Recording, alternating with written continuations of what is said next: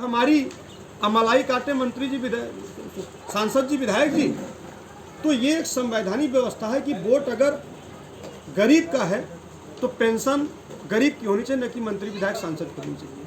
तो ऐसे बेरोजगारों को जो वोट देने का काम करते हैं, जिनका नाम मतदाता सूची में है, हम लोग उनको 5,000 रुपया प्रति माह पेंशन के रूप में लागू करेंगे, जिसका नाम रखेंगे मतदाता पेंशन। और एक बड़ा फैसला भागीदारी पार्टी लेगी सरकार बनने पर कि सभी राज्यों में जातिवार जनगणना कराए, जिसकी जितनी संख्या भारी उसकी उतनी हिस्सेदारी। अगर सभी जातियों की संख्या का पता चल जाए तो मुझे लगता है कि जितनी भी पार्टियां हैं वो सभी की हिस्सेदारी देने का काम करेंगी। इसलिए भागीदारी पार्टी के एजेंडे में बहुत पहले से ये चला आ रहा है कि भाई जातिवार जनगणना अगर हमारी सरकार बनती है तो हम कराएंगे, क्योंकि ये गारंटी वाली जो सरकार है सब फर्जी गारंटी लेते हैं, इनके गारंटी खोखला है। और महिलाओं को 50% अलग से आरक्षण देंगे कि अगर उनकी 50% आबादी है तो उनका आरक्षण भी 50% होना चाहिए। पत्रकार आयोग का गठन कराएंगे आप लोगों के लिए कि कहीं कोई समस्या हो गई पत्रकार साथियों को, कहीं कोई दुर्घटना हो गई, कुछ भी चीज़ें उनके साथ में कोई दैवीय आपदा हो गई, कुछ भी हो गया तो उनका सुनने वाला कोई नहीं। इसलिए भागीदारी पार्टी की सरकार बनने पर पत्रकार आयोग का गठन हम करेंगे। गरीब कल्याण कार्ड लागू करेंगे। गाँव में जिसके पास 5 बीघे से कम ज़मीनी है उन सभी लोगों की ऑनलाइन व्यवस्था करा के सभी लोगों का गरीब कल्याण कार्ड बनाकर जो भी चीज़ें उनको उपलब्ध कराई जाती हैं, खाद्य सामग्री, आवास, शौचालय, पेंशन, दवाई, सारी चीज़ें उनको उपलब्ध कराया जाएगा। हमारी सरकार बनने पर बिजली, पानी, चिकित्सा निःशुल्क देने का काम किया जाएगा, क्योंकि ये मूलभूत समस्या है और ये सभी की है, आम जनमानस की है। तो सरकार हमारी बनती है तो बिजली, पानी, चिकित्सा निःशुल्क उपलब्ध कराएंगे।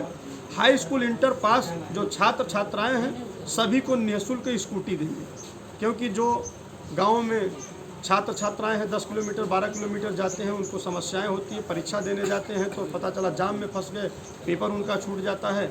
अगर स्कूटी है, उनके पास साधन है तो गली मोहल्ले से कहीं से भी निकल जाएंगे। तो सभी छात्र छात्राओं को जो हाई स्कूल, इंटर पास है उनको निःशुल्क में स्कूटी देने का काम करेंगे। और प्रत्येक राज्य के हर जिले में खेल को बढ़ाने के लिए हम एक खेल स्टेडियम बनाएंगे, ताकि जो जिस जिले में है अपने ही ज़िले में अच्छा खेले, वहाँ अच्छा प्रदर्शन करे, परफॉर्मेंस करे, ताकि वो फिर अपने राज्य के लिए खेले, फिर देश के लिए खेले। तो अगर हर ज़िले में एक स्टेडियम बना दिया जाता है तो हमारे जो खेल में प्रतियोगी छात्र छात्राएं हैं उनके लिए सुविधा होगी। तो भागीदारी पार्टी की सरकार बनने पर हम खेल स्टेडियम बनाएंगे प्रत्येक ज़िले में, राज्यवाई जो है। दिहाड़ी मजदूरों को निःशुल्क में बस सेवा देंगे। अब जैसे जो मजदूर गाँव से इलाहाबाद आता है मजदूरी करने के लिए, शाम को छूटता है बेचारा तो देखता है कि कोई ट्रक मिल जाए खाली तो हम उसमें बैठ के चले जाए। 300-500 रुपये की मजदूरी करता है तो उसके लिए तो 20 रुपये भी महत्वपूर्ण होता है। तो हम उनके लिए सुविधा के लिए कि अगर वो काम करके छूटते हैं तो अगर वो घर जा रहे हैं या कहीं जा रहे हैं तो उनके लिए एक निःशुल्क बस सेवा प्रारंभ करने का काम भागीदारी पार्टी की सरकार करेगी।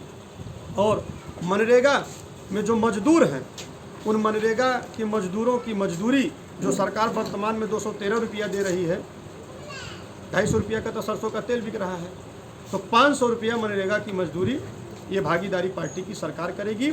ये 15 घोषणा पत्र भागीदारी पार्टी ने आज प्रेस कॉन्फ्रेंस के माध्यम से यहाँ जारी किया है।